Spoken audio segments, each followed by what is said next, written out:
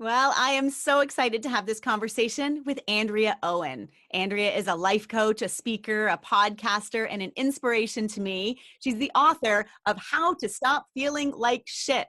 It's 14 habits that are holding us back from happiness, and she goes deep into them and really provides a framework for us to allow ourselves to go deep in our own lives, to uncover what's really going on and live our best lives. We go deep into her story. She shares a little bit about labels and what she knows for sure. So here we go with Andrea Owen. Here, we want to show you what's possible in the world of sobriety. We introduce you to the various tools, programs, and resources available, because there are way more options than you may even realize. We want you to find the one that works for you. And we do it through people. People who share their pathway to recovery and will help you find your path to freedom. Because getting sober can feel hard enough. You don't have to do it alone. I'm Sarah Roberts. And I'm Roger DeVoe, and this is Sobriety Starts Here. Oh my goodness, I am very excited to have this conversation with Andrea Owen. Welcome, Andrea. Hey Sarah. Hey, everybody. I'm so happy to have you here. We are going to dig right into it. We are going to talk about your most recent book called How to Stop Feeling Like Shit. I love it. I love the title. I love the themes behind it. I love all of the 14 principles that we can all live our lives better and feeling so much better. So why don't we dive in? Why did you write the book? Who did you write it for? And what do you want us to get out of it? Okay, so why did I write the book? I wrote it. It's kind of a longish story, but I'll try to summarize. I'm certified with the Coaches Training Institute, as well as in 2014 I went and got certified in the work and methodologies of Dr. Brene Brown, if anyone's familiar with her work. And she talks about something called the armor. So these are the behaviors that we do when we try to protect ourselves from criticism and judgment and shame, which like we all do these. So the most common ones that I see in my clients are perfectionism, people pleasing, isolating and hiding out, numbing out, which hello. And there were several of them, and she only talked about a handful of them in the curriculum. And I was like, wait a minute, there's so many more. Like my clients participate in these behaviors all day, every day. Me too.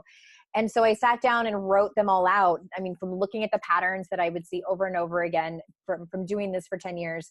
And that's how the book was born. And the reason it got its title because when I would talk about these behaviors, I would tell my clients, here's what your patterns are, because they would tell me what was going on. And I say, we do these things because we think they're protecting us, and they work until they don't.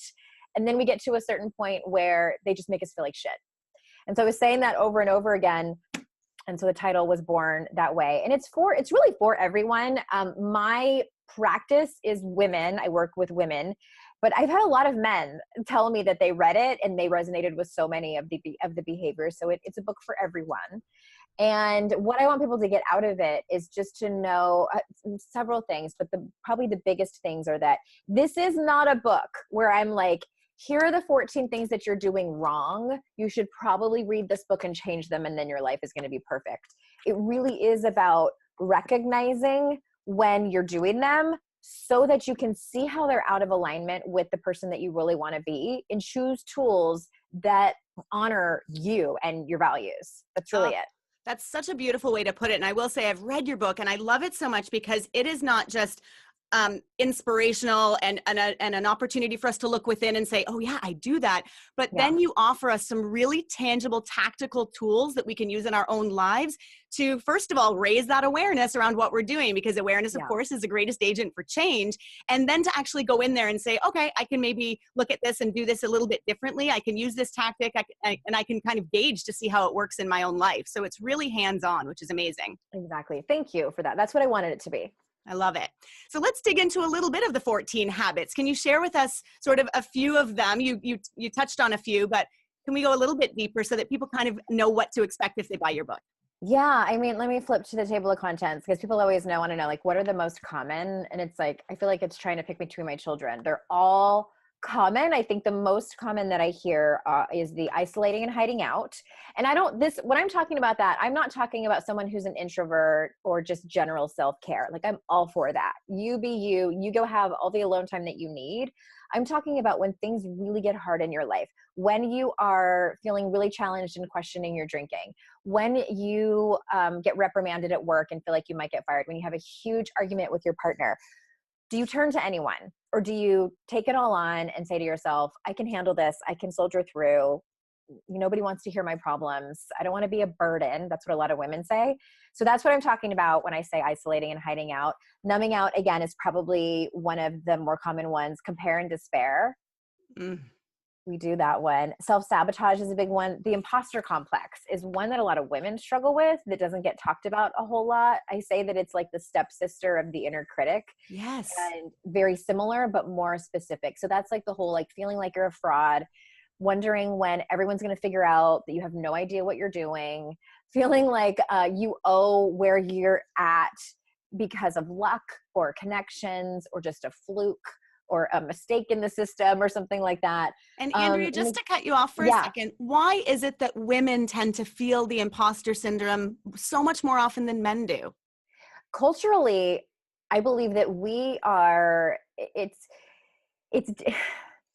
women tend to grow up with the messaging and conditioning that we are, number one, that we're not enough. We're constantly, and this is really everybody, but I think women have a unique situation where we're constantly being told through the media that we need to do something else to be accepted and loved and have this life that we want.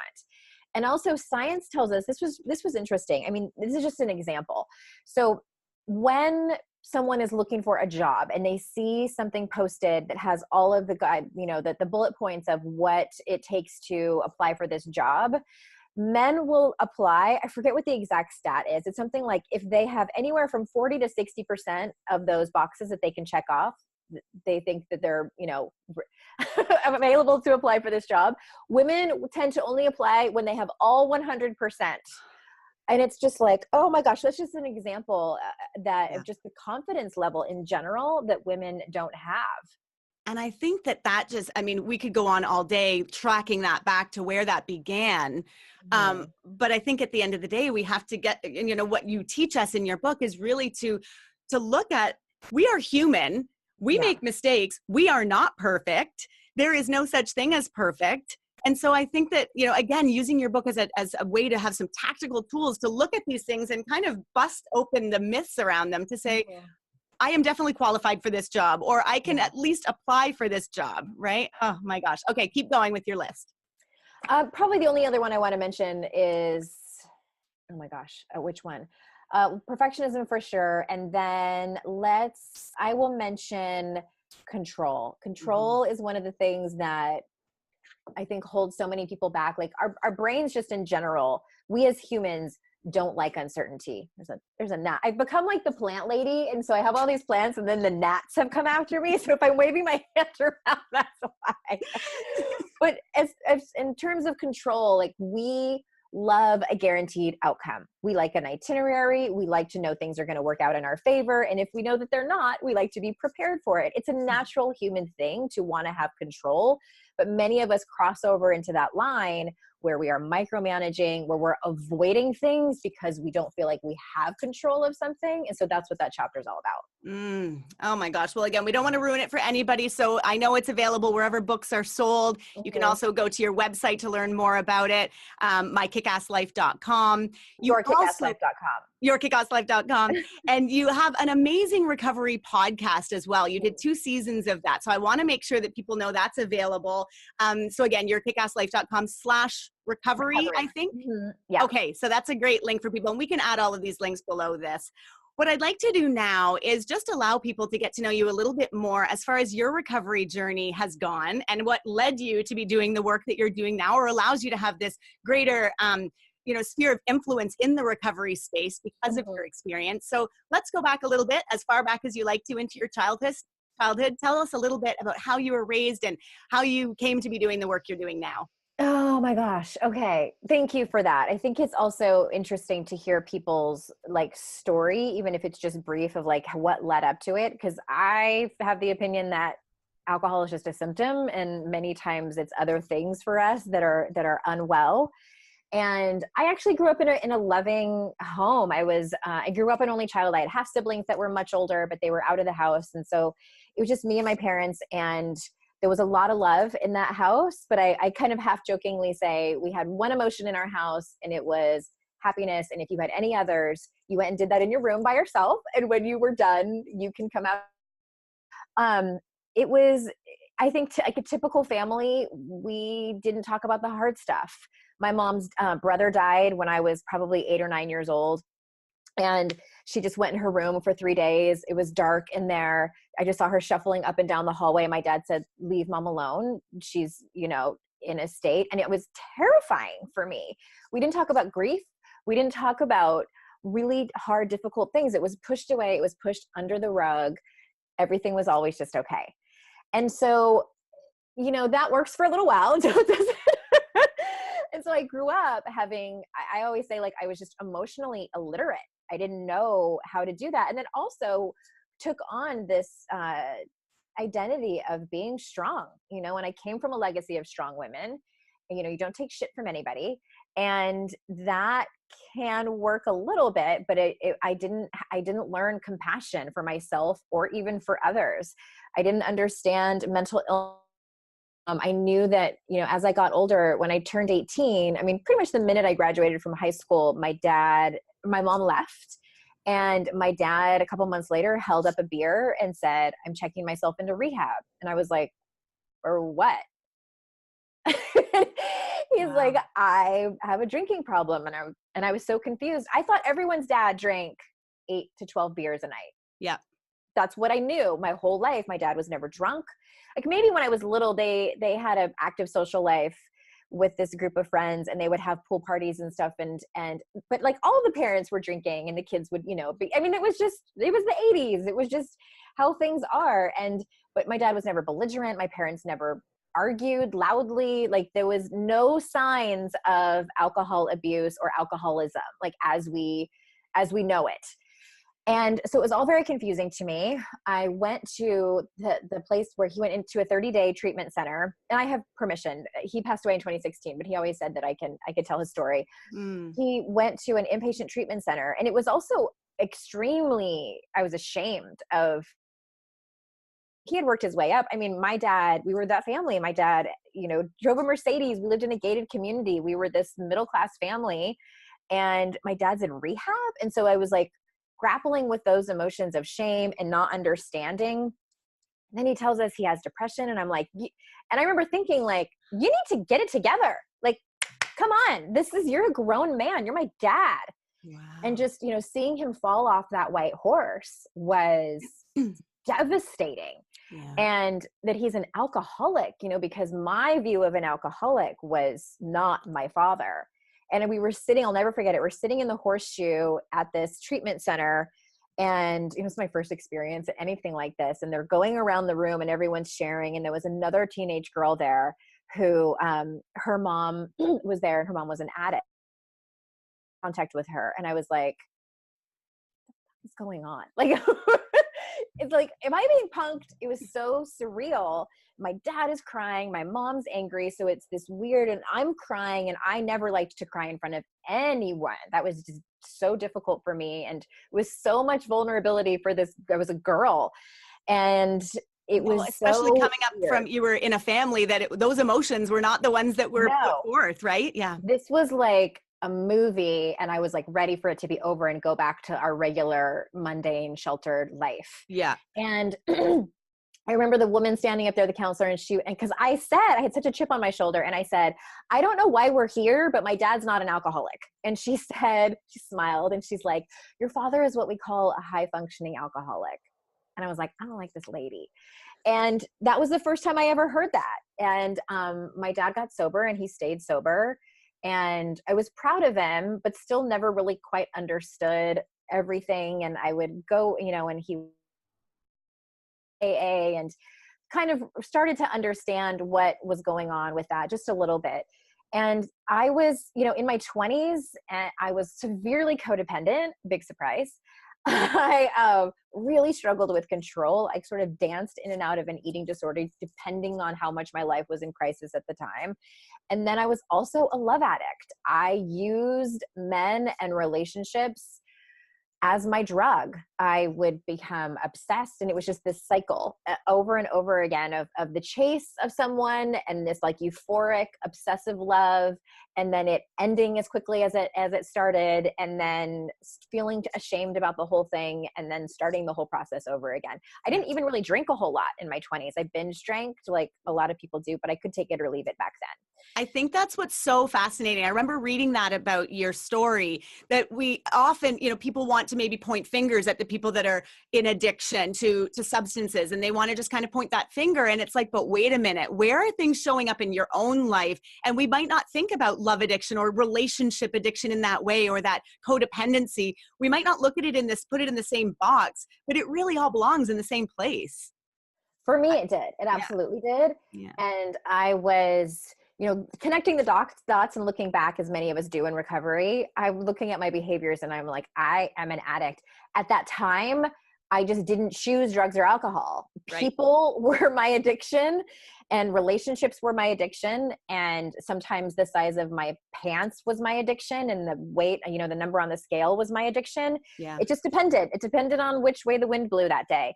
So what was also interesting is that when I entered my 30s, I had life-changing experience, a relationship that I had been in for a long time, which was tumultuous. We were married. He had an affair with our neighbor and got her pregnant. So we got divorced. Then I entered a relationship with an addict, and I didn't know he was an addict. He had lied about having cancer to cover up his drug addiction to opioids.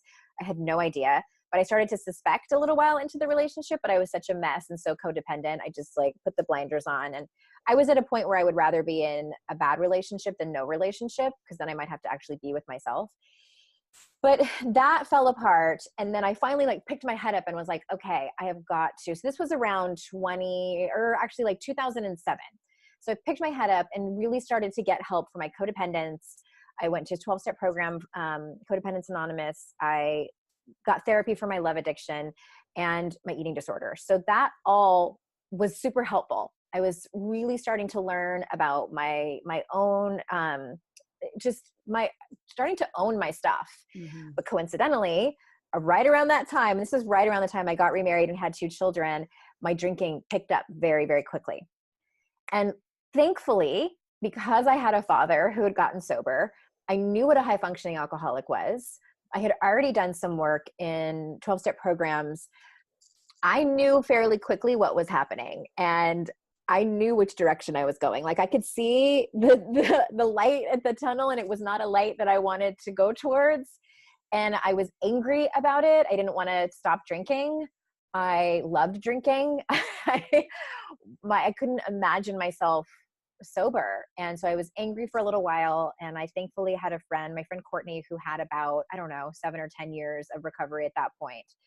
And I called her and I said, I think I have a problem with drinking. And it's so funny because I expected her to gasp and be like, oh my God.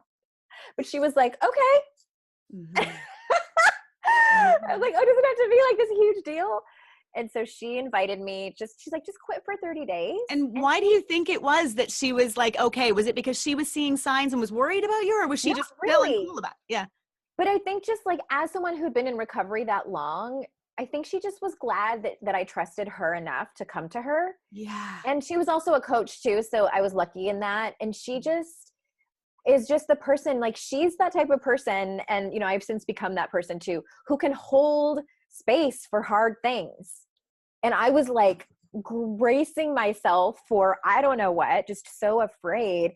But it's been really beautiful to have support systems of people who can hold that space and just be compassionate without going overboard. I mean, it wasn't like she was like, oh, come here and put your head in my lap, which if I would have needed that, she would have given it to me, but just maybe she knew a little bit, but she wasn't surprised and she wasn't not surprised. It just wasn't a big deal. Mm-hmm. What a powerful moment that must have been when you were waiting for the gasp and it didn't come. And then it was like, okay, I guess we're going to deal with this then. I guess it's not as big of a deal as I thought it was going to be. Yeah. And she said, quit for 30 days and just see what happens. And And it was, now I know it was more about seeing what comes up during those days than the actual sobriety of it, and seeing if you could make it.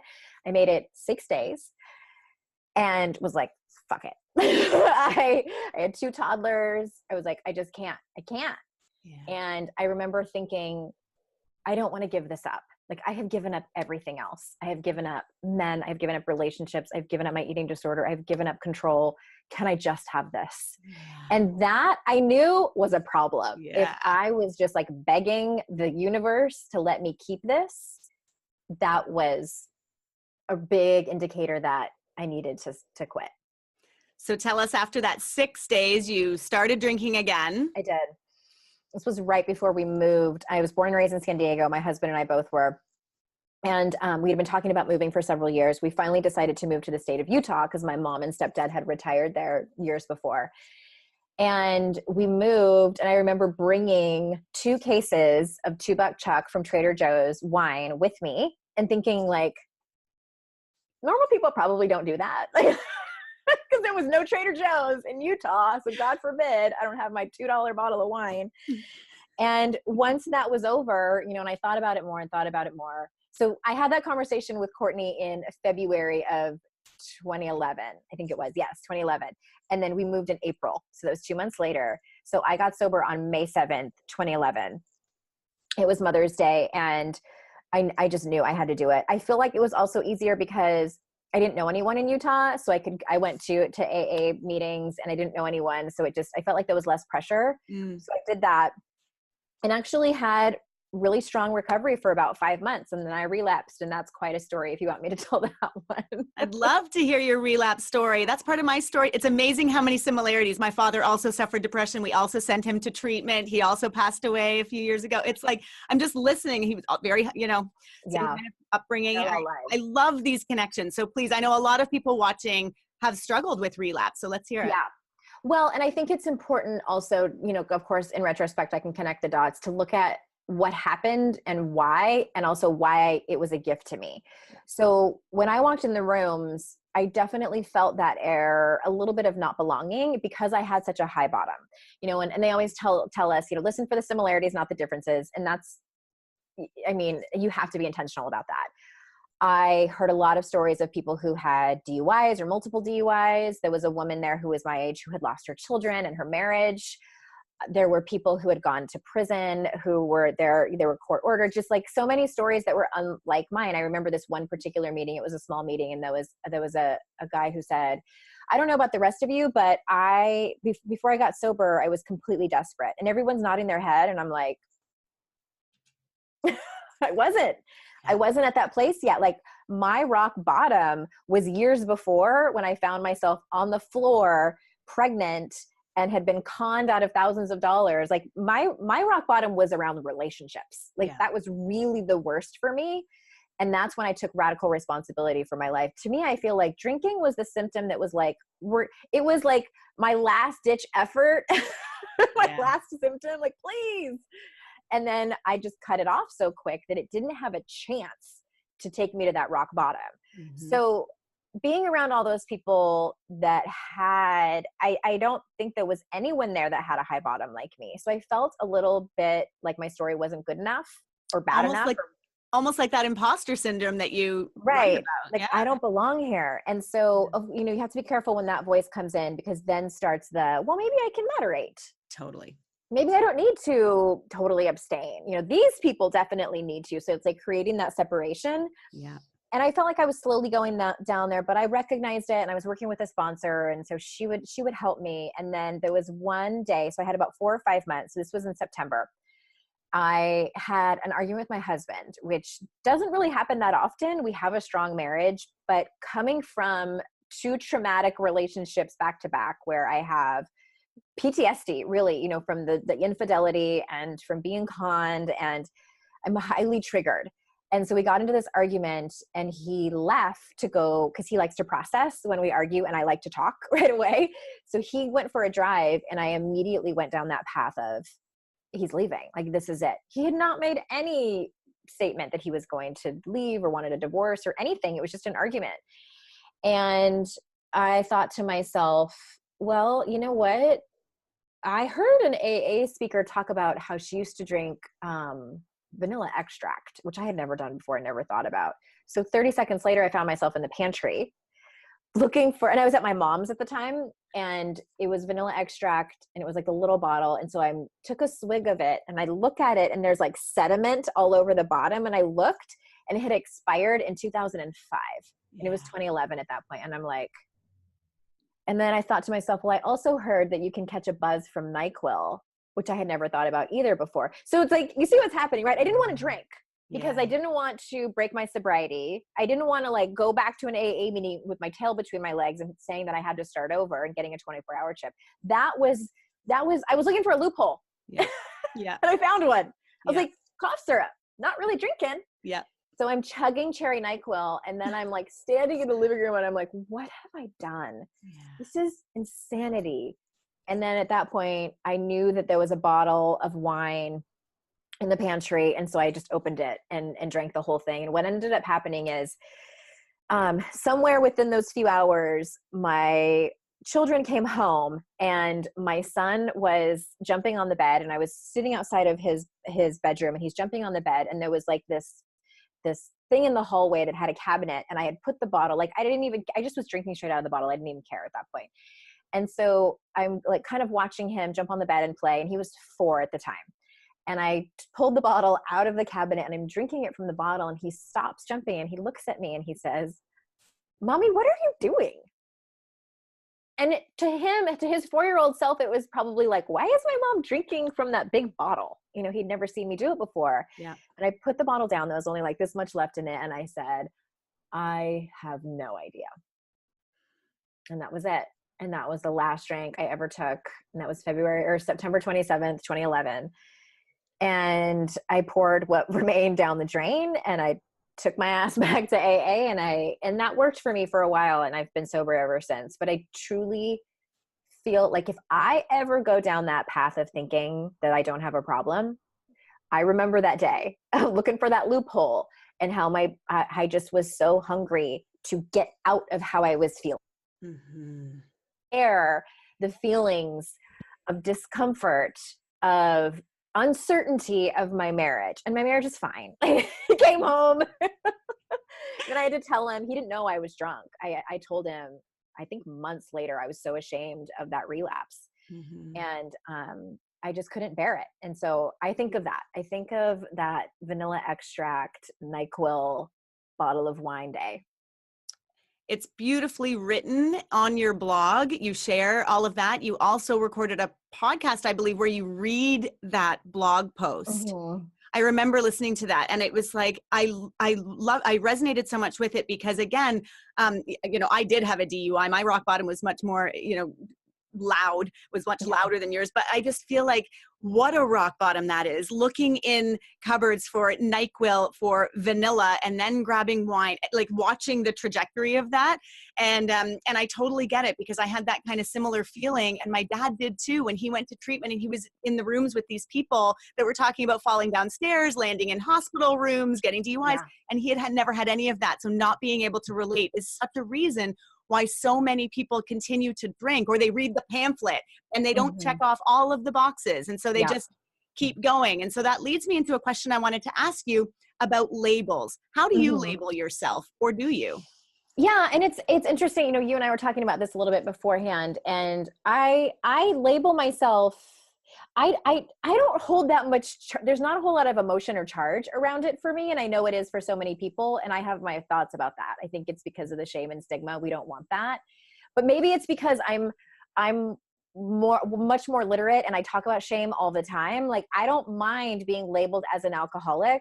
I don't mind being labeled as an addict, because I truly believe that I am one. However, there are times, because I have a t-shirt that says sober across the front of it, and I'll go to like any recovery thing, or even like do a YouTube video with that shirt, but I'm probably not going to go pick up my kids from elementary school with that across my shirt. Like, there's still a part of me that's like, good moms aren't alcoholics. That's the messaging that we get.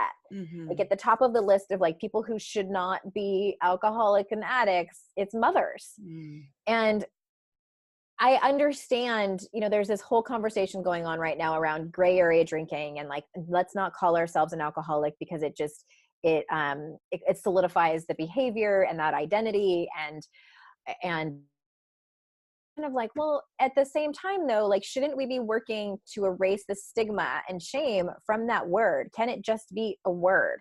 Can it just be a thing that people struggle with? I struggle with anxiety as well. And we don't have that same, like, there's a whole lot of shame and stigma around mental illness, but I think it's even more so when it comes to drug and alcohol addiction. Totally. Like, that's what I feel like we should be working towards, instead of arguing about like, no, don't call people this and don't call people that. And that's where it's super complicated, and it's not, I don't have all the answers, and I don't think it's black or white, but it's just a conversation that I think is worth having. Oh, I think it's so worth having, and one that I'm so glad that so many people are having. And I know you and Holly Whitaker have talked about it. She shares quite openly about her thoughts on it. And I look forward to continuing that conversation. I'm still, I sort of flow back and forth, and I label myself sometimes, I sometimes don't. Usually it's just sober, usually it's I just don't drink, but definitely it can be charged. And even when you're talking about how moms shouldn't be alcoholics, I mean, that stigma is definitely still alive and well. I mean, all we have to do is look at the memes out there and mommy drinking culture, and you were even sort of held into that, where it was like, this is part of what you need to do to get through having toddlers. I mean, and it's no joke having toddlers, and like laundry was way more fun when I had like 3 glasses of wine. But I mean, God, we could do a whole podcast episode on like the mommy drinking culture, which I can't stand. It just keeps us, anyway, but circling back to what we were just talking about. And I think that, and it's just something for the listeners to think about, is I know that sobriety has become, not recovery, but sobriety has become a bit of a trend. And, people are doing it for wellness. And like, I'm all for that. Like, hell yes. Whatever, if people are less, I mean, I would love to get to a place where we look at drinking like we look at smoking. Yes. Like, it's just not, it's like weird, that people do it. You're like, you still smoke?